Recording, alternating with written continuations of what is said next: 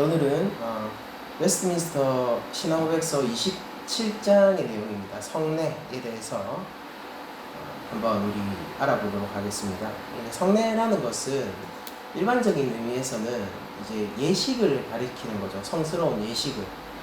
그래서 우리가 결혼식도 일반적으로는 성혼 그리고 성례 이런 식으로 부르기도 하고, 또 다양한 형태의 종교에서 이제 성스러운 예식, 이거는 뭐냐면은 마음의 중심 뭐 이런 게 아니라 실제 형태를 가지고 있는 예식을 얘기하는 거죠. 예전. 그래서 우리가 예배라고 부르면은 크게는 우리 삶의 모든 하나님 말씀을 따름과 순종 그리고 하나님을 향함 이런 것들이 포함되는 예배라는 것은 더 큰 의미고 더 큰 어떤 그 카테고리 안에서 얘기가 되어야 되지만은, 그러나 우리가 이 앞서서 예배장에서 배웠던 것처럼 종교적인 예배라는 말이 나오던지 아니면은 예식, 예전 그리고 성례 이런 얘기가 나오면은 이제 그런 하나님을 향한 예배를 특별히 형태를 갖추고 하게 된 모습을 얘기를 하게 됩니다. 그러면은 우리 신앙고백서에 따르면은 그러면은 성례, 그러니까 성경적이고 그리고 우리가 반드시 모양을 갖추어야 하는 성례는 무엇인가에 대해서 오늘 한번 배워보는 겁니다. 그러면은 우리 주일날 늘 예배를 드리는데 이 예배도 우리가 모양을 가지고 하는 건데 이거는 어떻게 되는 겁니까? 라고 물어보실 수 있지만은 우리가 주일날 드리는 이 예배와 성례의 차이점은 무엇이냐면은, 우리가 주일 예배도 형태를 갖춘 종교적인 형태의 예배이지만은 성경에 의해서 명령된 형태는 아니에요.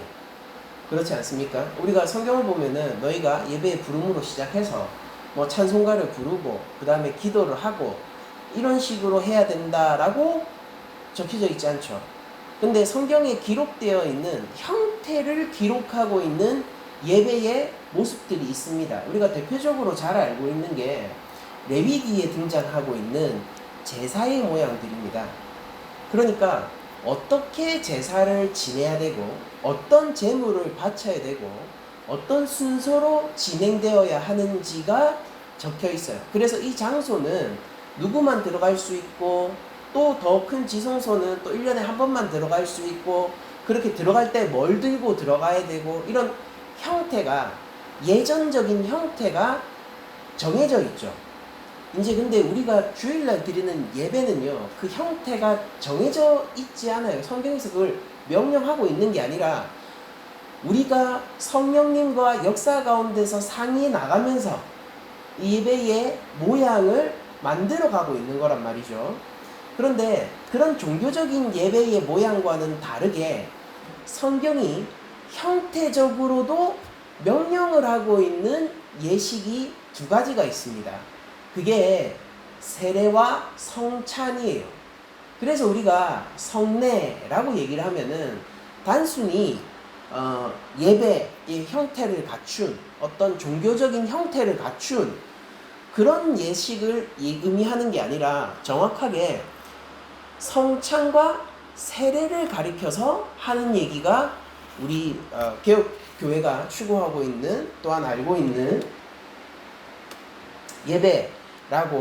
성례라고 할 수 있습니다.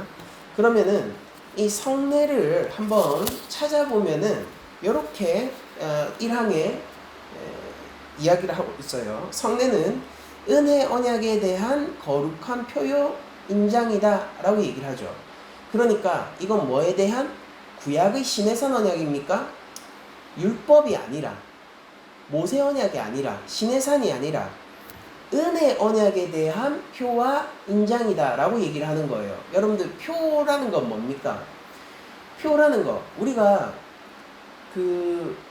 예를 들어서 고속버스를 탄다라고 생각해보죠. KTX를 탄다든지. 그러면은 우리가 어떤 좌석에 앉을 권리를 돈을 주고 사게 되죠.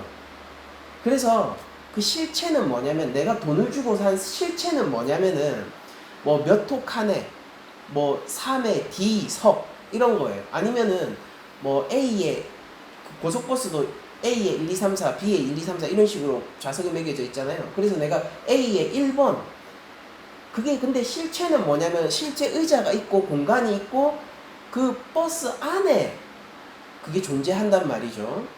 그렇지만은 내가 거기 있지 않고 그 자리를 점유하고 있지 않아도 몇 시 몇 분에 출발하는 차에 몇 호석 좌석을 내가 가지고 있다는 표시를 가지고 있는 게, 그 인장을 가지고 있는 게 표잖아요. 티켓. 표식이란 말이에요. 그래서 예전에 그 소들에 이렇게 낙인을 이렇게 찍고는 했었는데 그게 농장의 표시를 찍었었죠, 예전에는. 그래서 얘가 저기 산 넘어 가 있어도 누가 이 소의 소유자인지를, 어디 농장의 혹은 어디 가문의 소유인지를 엉덩이에 찍힌 낙인을 보면서 알 수 있었다라는 거죠. 와, 얘는 왜 저쪽 영주의 땅에 거하는 소여야 되는데 왜 여기까지 왔냐? 이러면서 돌려보내고 막 그런 일들도 있고 한단 말이죠. 그렇게 이렇게 표라는 것은 그 자체가 힘을 가지고 있거나 뭐 그게 실체라고 부를 수는 없지만은, 그러나 그것을 보증하고 있고 관련이 있다라는 증거물이 되는 겁니다. 그게 표라는 거죠. 그게 표징이에요.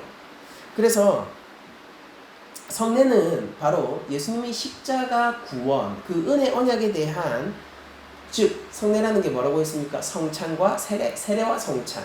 이것은 그것에 대한, 은혜 언약에 대한 표다라고 얘기를 하는 거예요. 세례가 그렇다면 여러분들 생각해 보세요. 세례 자체가 뭐 어떤 능력을 가지고 있거나 세례를 받는다고 해서 이게 세례의 그 순간이 특별히 다른 순간보다 더 거룩해지거나 그런 게 아니죠. 그게 아니라 그리스도의 십자가와 내가 연합하는, 십자가 안에서 내가 죽고 이제 그리스도만으로 살아가는 그 신앙이 참 실체요. 나와 함께 계시는 예수님, 영원히 나와 함께 하신 나의 구주, 그 십자가 구원과 은혜가 실체이지만은 눈에 안 보이는 그 실체, 지금 내가 자리에 앉아 있지 않고 저기 버스 안에 그 좌석이 있지만은 내가 7에 D 적혀있는 종이를 가지고 있으면 뭘 알 수 있는 거예요? 아, 얘가 저 자리의 소유자구나를 알 수 있는 것처럼, 우리가 세례를 받거나 성찬을 받는다는 것은 내가 이제 예수님의 제자가 되었고 하나님의 자녀가 되었다는 표식이고요. 그리고 내가 성찬에 참여한다는 것은 내가 그런 교회의 일원이라는, 그리스도를 머리로 한 이 몸된 교회라는 것을 고백하는 표식이라는 거예요. 성례라는 것은. 그리고 이거를 우리가 예수님의 제자가 되고 우리가 한 공동체가 된 것을 기뻐하게 되었으니까, 우리가 즐거우니까 우리가 나름대로 만들어 보자 라고 해서 만든 게 아니라 성경에 이걸 하라고 명령이 되어 있는 거라는 겁니다. 그래서 이렇게 적혀 있습니다. 그것은 하나님이 직접 제정하셨는데 이는 그리스도와 주가 주시는 은혜를 나타내고, 세례와 성찬 자체가 그리스도의 은혜라는 뜻이 아니에요. 그게 아니라 그 은혜를 나타내고 그 안에서 우리가 받는 유익을 확증하며, 이 자체로 인해서, 세례와 성찬 자체로 인해서 그리스도가 주시는 은혜의 유익을 받는 것은 아니지만은 그게 있을 것을 교회적으로 확증해 주는 거예요. 개런티해 주는 거죠. 그 보증서 같은 거예요. 그렇게 확증하며 교회에 속한 사람들과 세상에 속한 나머지 사람들을 볼 수 있게 구별하며, 교회에 속한 사람들로 하여금 하나님 말씀에 따라 그리스도 안에서, 다시 한번요, 교회에 속한 사람들로 하여금 하나님 말씀에 따라 그리스도 안에서, 하나님 말씀에 따라 그리스도 안에서 하나님께 예배드리는 일에 엄숙하게 참여하도록 하기 위함이라 라는 겁니다. 그러므로 성례 그 자체가 무엇을 얘기하고 있냐면은 하나님의 명령에 따라서 우리가 하나님 앞에 말씀과 그리스도로 예배하기 위한 장치로서 그것을 보장해주는 하나님의 명령으로서 성례라는 게 존재한다라는 것이죠. 여러분들, 그래서 하나님이 구약에서도 보면은 아브라함에게 언약을 주실 때에 그 자리에서 표식을 가져라, 물리적인 표식을 가져라 라고 명령을 합니다. 그게 할례예요. 제가 창세기 17장 7절에서 11절까지를 한번 읽어보겠습니다. 내가 내 언약을 너와 너 및 내 대대 후손 사이에 세워서 영원한 언약을 삼고 너와 내 후손의 하나님이 되리라 라고 하나님이 계약하셨습니다. 약속하셨고 계약하셨어요. 그럼 이거는 무슨 일이 있어도 무너지지 않죠. 무너지지 않아요. 이것을 막을 수 있는 힘도 없고, 심지어 이 언약 당사자도 이 언약을 깨려고 난리를 부려도 하나님이 안 깨줍니다. 아브라함이 언약 파기를 하려고 했어요. 됐고요. 하나님, 내가 이삭 오는 거 내 잘 모르겠고 우리 안에 태 다쳤고 그냥 이스마엘 드릴 테니까 요걸로 하나님 위로를 삼으세요. 이렇게 하면서 하나님의 언약을 스스로 먼저 파기하려고 했습니다. 그래도 파기가 안 돼요. 왜냐하면 하나님이 언약하셨거든요. 언제? 여기서 창세기 17장에서 내가 너뿐만이 아니라 대대로 너의 모든 후손과 언약하겠다. 그리고 갈라디아서를 보면 그것은 믿음의 후손을 얘기하고 있는 거죠. 그렇게 교회와 언약을 하신 그 하나님의 언약은 그 언약의 당사자인 아브라함도 파기를 못합니다. 파기하려고 시도했지만 하나님이 복구해버리는 거예요. 왜? 내가 전부 그냥 네 잘못한 거 그건 내가 그냥 다 책임질게 하고 하나님이 모든 것을 복구시켜버리는 언약 가운데 온 거죠. 그러면은 여러분들, 이렇게 강력한 언약이라면은 여러분들 생각해 보세요. 내가 표를 가지고 있느냐 아니냐가 그렇게 중요하겠습니까? 중요하네요. 맞잖아요. 보세요. 내가 KTX 표를 사고 고속버스 표를 사잖아요. 그럼 그 표 잊어버리면은 증명이 안 돼요. 내가 그 주인이라는 거를. 왜냐면 시스템 안에서 거래를 한 거니까.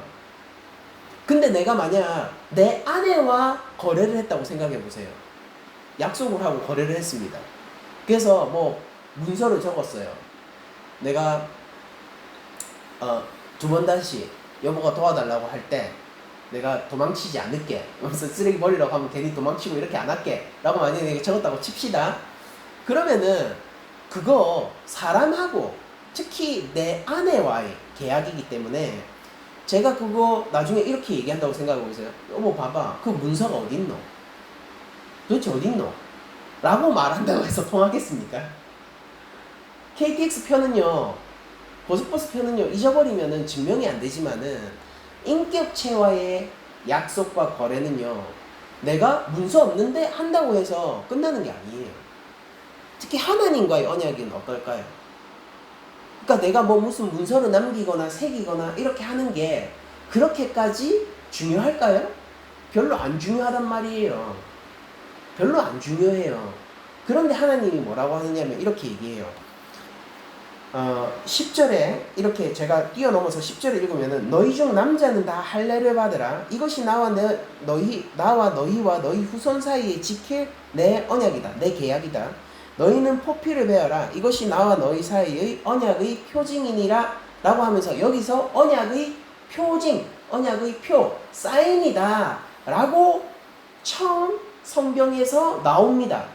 그럼 할례를 받는 거는요, 가만 생각해 보면은 할례를 받는 거 그 자체로는 의미가 없잖아요. 할례를 받았든 안 받았든 하나님의 언약이 그걸 깨트릴 리가 없죠.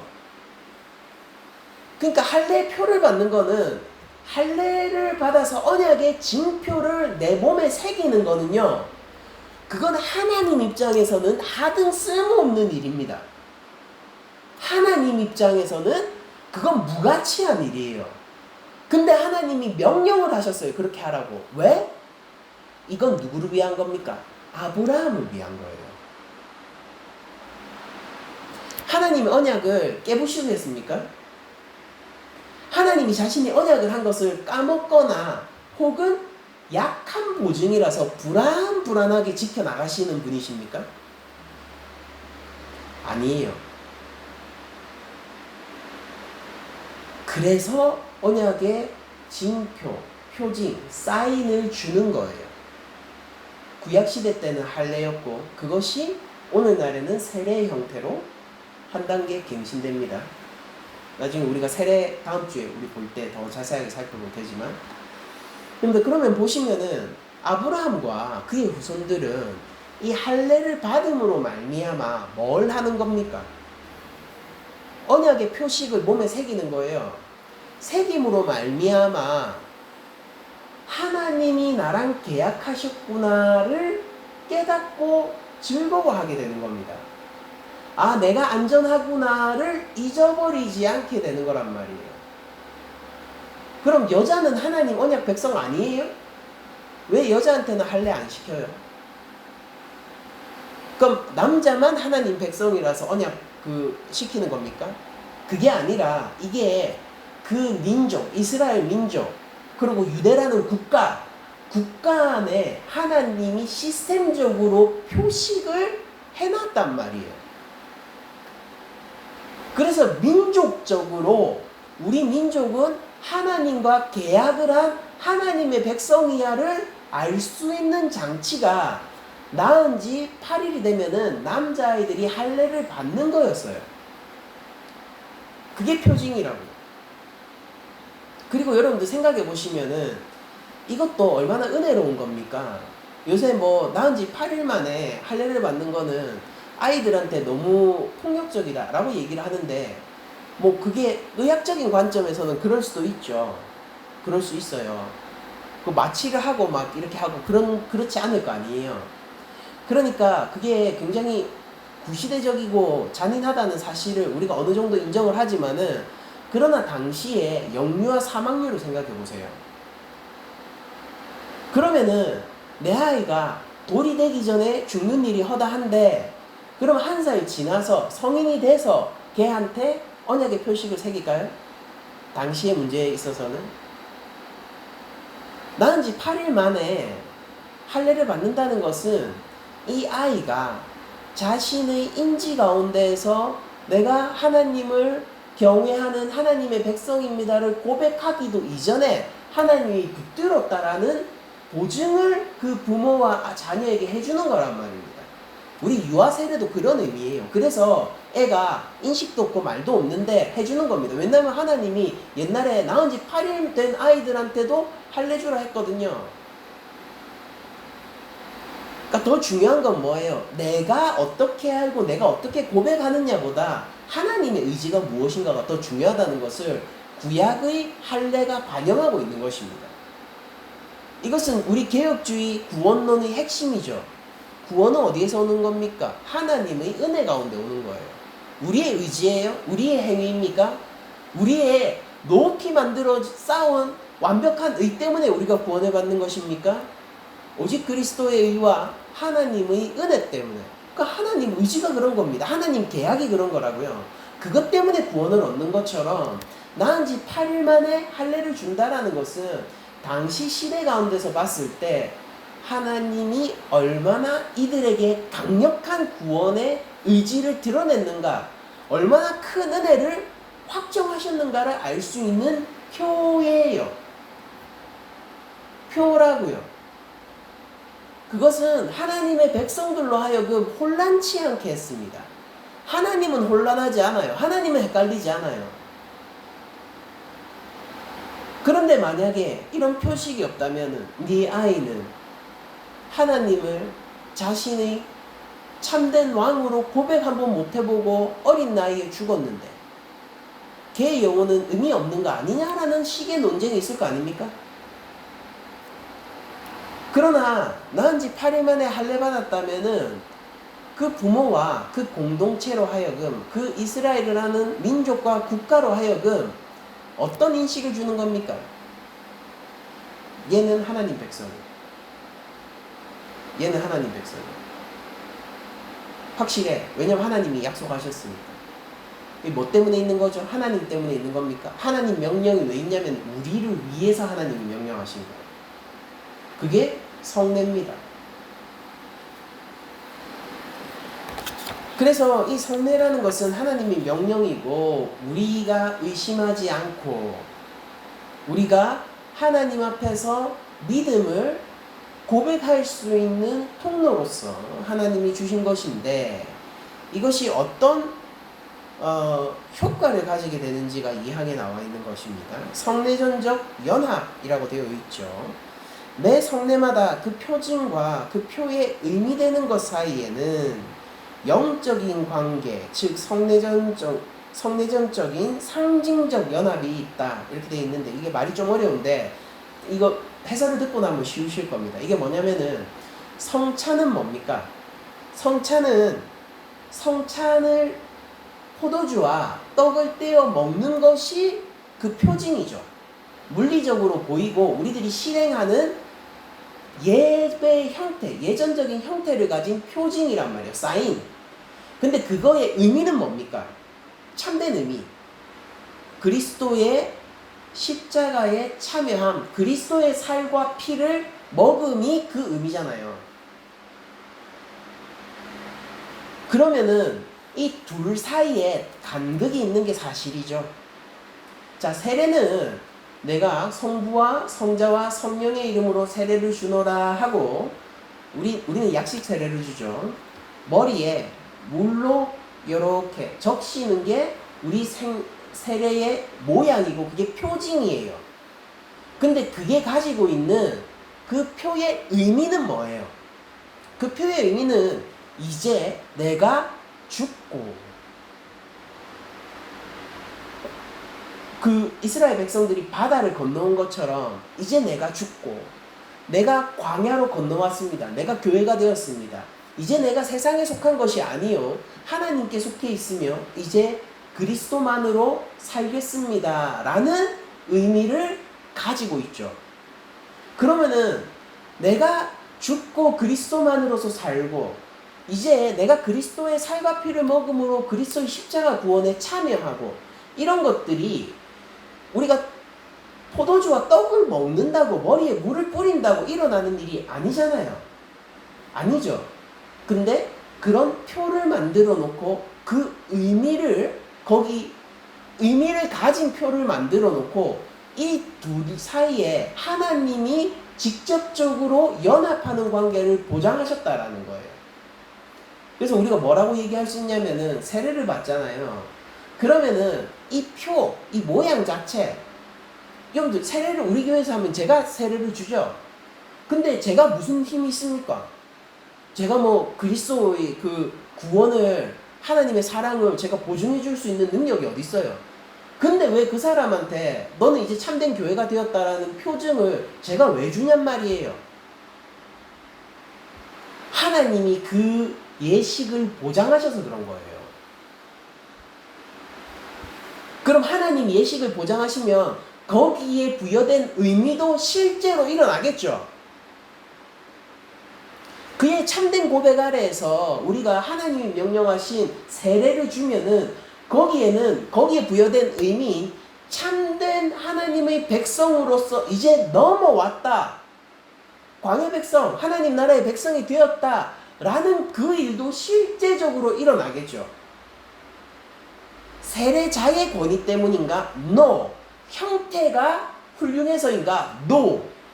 이 형태를 명령하시고 세례자를 세워서 명령하신 하나님의 의지, 하나님의 선한 일 가운데에서 이 표시가 의미하는 것은 하나가 되는 거예요. 표시 자체가 그 의미를 보장하는 게 아니라 하나님이 이 둘을 하나로 연합시키시는 게 성례전적 연합이라는 것의 의미예요. 그러니까 우리가 쉽죠? 이건 알 수 있습니다. 그렇기에 이 표징의 명칭들과 효과들은 세례, 성찬, 그리고 효과는 구원, 그리고 그리스도와의 연합, 구원, 이런 것들은 표징에 의해 의미되는 것으로부터 나오는 것이다. 그리스도의 십자가로부터 성찬은 나오는 것이고 하나님의 구원으로부터 세례는 나오는 것이다 라고 얘기를 할 수 있습니다.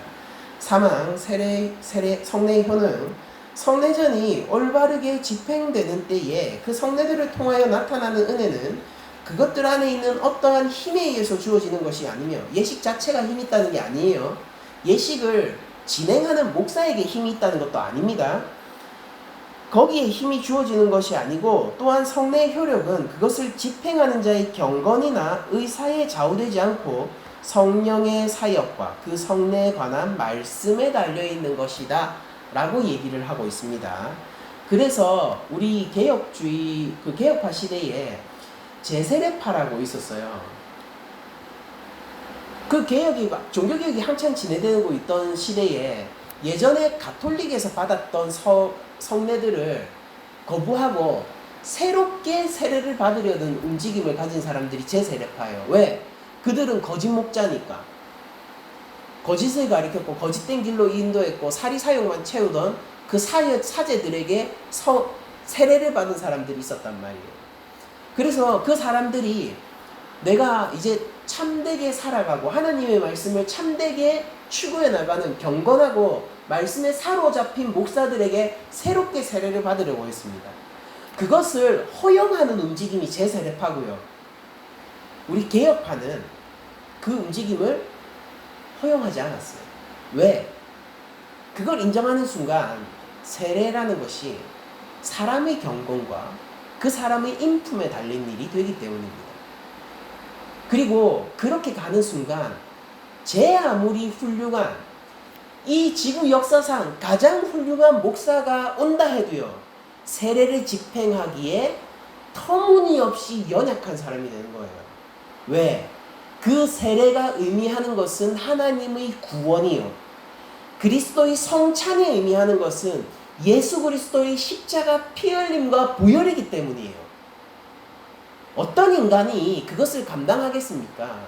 그래서 우리 이제 교회로 성당을 다니시다가 교회로 이제 따로 등록을 하셨는데 이제 성당에서 가톨릭에서 영세를 받거나 세례를 받으신 분들은 우리가 따로 세례를 드리지 않아요. 그러니까 입교 정도 의식을 치르고 마는 거죠. 그러면은 그건 왜 그렇느냐? 분명히 가톨릭과 우리 교리는 다르고 분명히 우리가 명백하게 구별되어 있죠. 가톨릭과 개신교는 명백하게 구별되어 있는 섹터를 가지고 있지만은 그러나 성부와 성자와 성령의 이름으로 세례를 줬잖아요. 우리도 성부와 성자와 성령의 이름으로 세례를 줘요. 만약에 가톨릭이 성인의 이름이나 마리아의 이름으로 세례를 줬다라면요, 우리는 그 세례를 인정하지 않고, 그러니까 그 사제의 문제도 아니고 세례의 모양의 문제도 아니에요. 침례교는 침례의 형태로 몸이 완전히 물에 잠기는 형태로 세례를 주는데 그 형태를 가지고 받았다고 해서 우리가 머리에 물을 끼얹는 세례 형태로 다시 받으셔야 돼요, 이렇게 안 하잖아요. 왜냐? 거기에서도 성부와 성자와 성령의 이름으로 세례를 주거든요. 그러면 그게 모든 사실을 압도하는 거예요.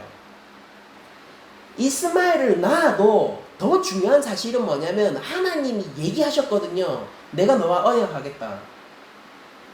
이스라엘 백성들이 난리치면서 황금 송아지 모셔도요, 그 패역한 백성들, 언약을 깨부숴은 그 백성들보다 더 강력한 언약의 실존이 존재하는데 그게 바로 내가 너의 하나님이 되겠다라고 선언하신 하나님이거든요.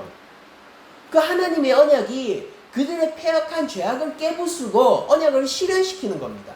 무엇이 더 중요하느냐? 우리가 성찬할 때 성찬을 집행하는 타락한 목회자가 있다고 생각해 봅시다. 성도들 가운데서 시험 드는 사람들도 있을 수 있어요. 이 목사는 돈을 사랑하며 여성 혈령을 가지고 있고, 그리고 성도들 알기를 우습게 안다, 탐욕스러운 목회자다는 사실을 안다라고 가정을 한번 해보자고요. 근데 성찬식을 집행해요. 그래서 그 목사님이 주는 떡과 포도주를 나누어 먹고 마시면서 그 목사님이 집례하는 성찬에 참여하고 있다고 생각해 봅시다. 그럼 그 순간 그 성도는 그 목사 때문에 주의 십자가의 은혜에 참여함이 거절되거나 방해받을까요? 그렇게 예스라고 말하는 순간 우리들은 뭔가 잘못됐다는 걸 느끼게 되죠. 성내전적 연합은 누구의 보증에 의해서입니까? 하나님에 의해서. 이 형태를 가진 것은 무엇 때문입니까? 성찬은 주께서 명령하셨기 때문이고, 세례도 주께서 명령하셨기 때문이에요. 하나님의 명령 가운데 우리들은 이걸 행하는 거지, 어떤 모양의 문제라든지 아니면 이 성례를 집행하는 집행자의 문제들이 이 성례를 막을 수 없는 겁니다. 그래서 참된 성례는 어떤 시대 가운데서도 존재할 수 있습니다. 보증자가 하나님이시기 때문에. 계속 한번 읽어보도록 하겠습니다. 그런데 그 말씀에는 성례를 집행하는 권한을 부여하는 명령과 합당하게 성례를 받는 사람들에게 주어지는 은혜에 대한 약속이 포함되어 있다라고 얘기합니다. 그래서 요거는 뭘 얘기하는 거냐면은, 성례라는 것은 사실 성례의 자체, 그 예식 자체에 힘이 있는 게 아니고 그 예식을 집행하는 집행자의 힘에 의존하는 것도 아니기 때문에 하나님의 은혜 가운데서 이 성례전적인 연합이 일어나는 거다.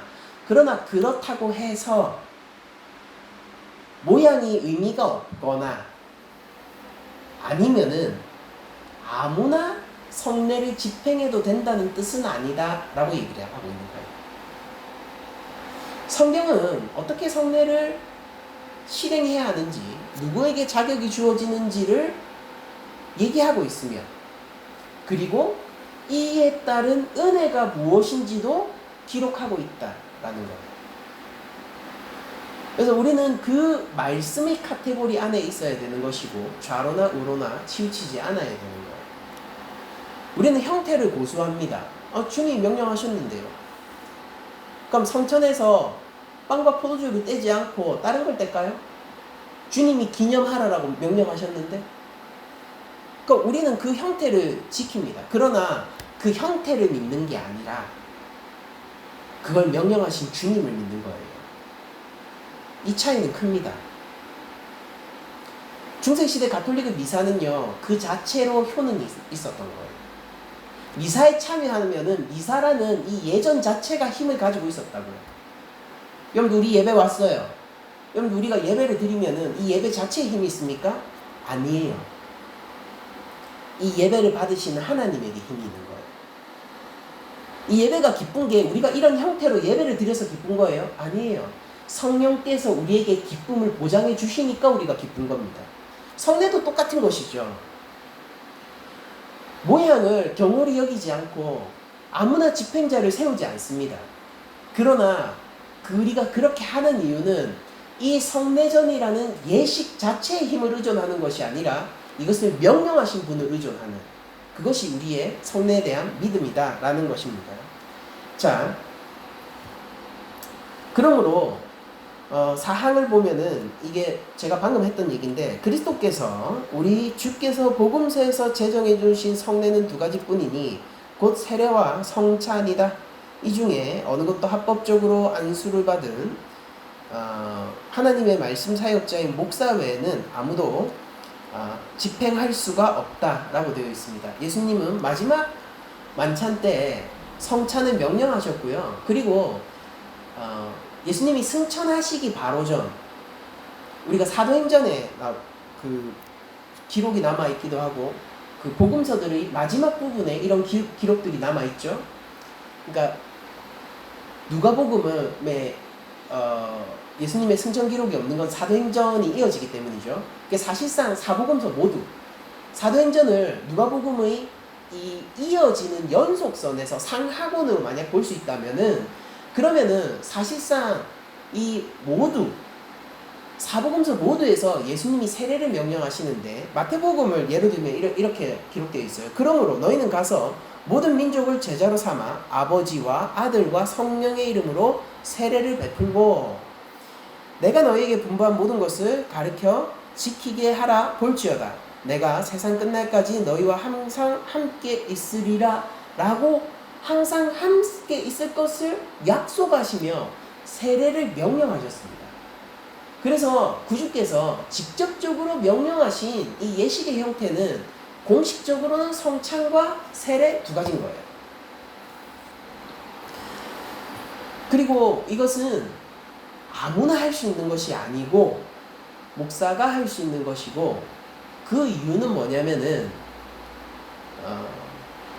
이게 교회 안에서 질서를 유지하는 방법인 것이고, 그리고 이 성찬과 세례라는 권위 있는 예식이 함부로 남용되거나 오염되지 않기 위한 방편이기도, 교회적 방편이기도 합니다. 그래서 합당한 형태로 안수를 받은 목사만이 세례를 줄 수 있는 거예요. 이게 출교당하고 나서도 자기가 교단 세워서 세례 주고 있는 목사들도 제가 알고 있는데, 그러니까 이게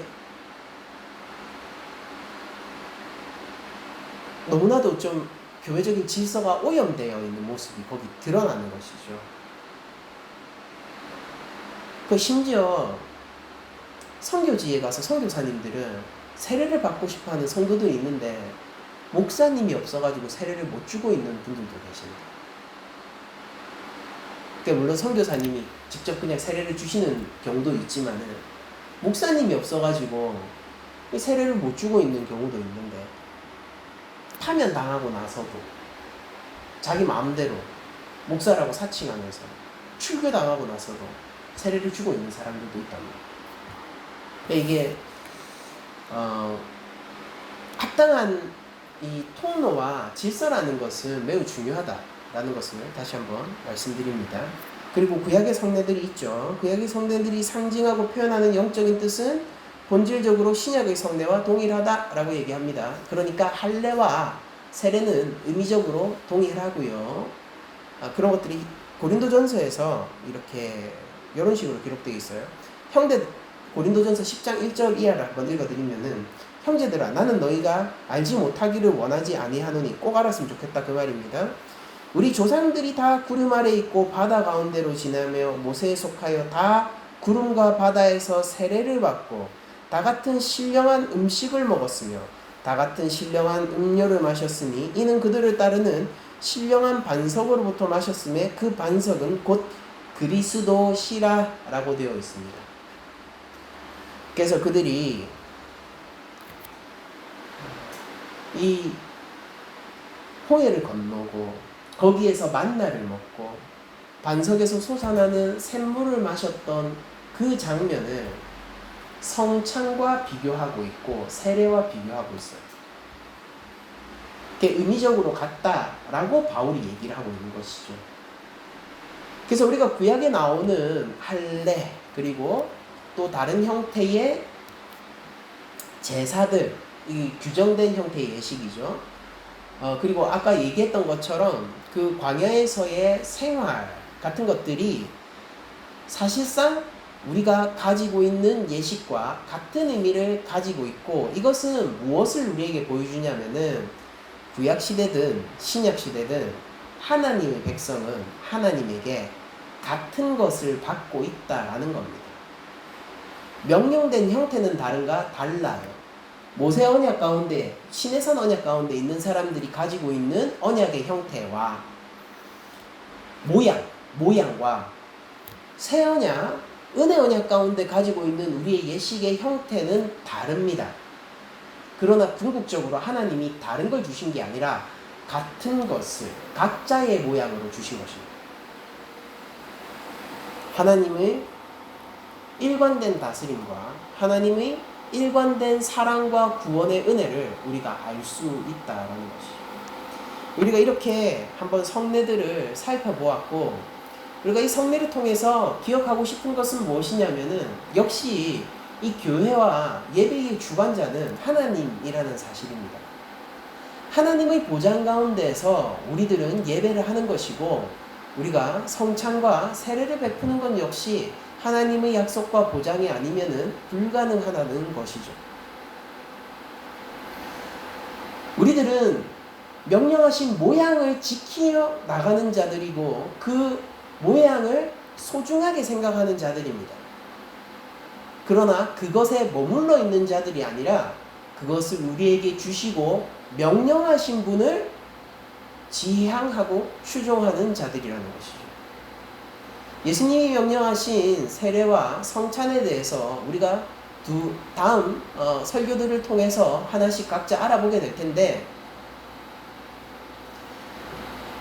결국 이거 하나를 기억하면 돼요. 뭐냐면은 우리는 지켜 행하며 구주께서는 이것을 보증해 주신다. 우리가 세례를 받는 것은 구별된 표입니다. 표식, 표예요. 우리가 성찬을 먹는 것은 세상과 구별된 공동체라는 표식이에요. 모양에 무슨 의미가 있냐라고 할 수 있겠지만은, 그러나 그 모양을 하나님이 명령하시고 주께서 보증하시는 것이라면은 다른 문제가 된다라는 거 우리가 기억하며, 오늘도 우리에게 구원의 은혜를 주시고 또한 여러 방편으로 우리가 잊어버리지 않게, 우리가 불안해하지 않게, 우리로 하여금 확실히 알 수 있게 그 은혜의 표식을 주신 하나님을 한 주간 찬양하고 하나님의 언약 가운데 머무는 새 언약의 백성들이 되시기를 축복드리며 오늘 말씀을 마치도록 하겠습니다.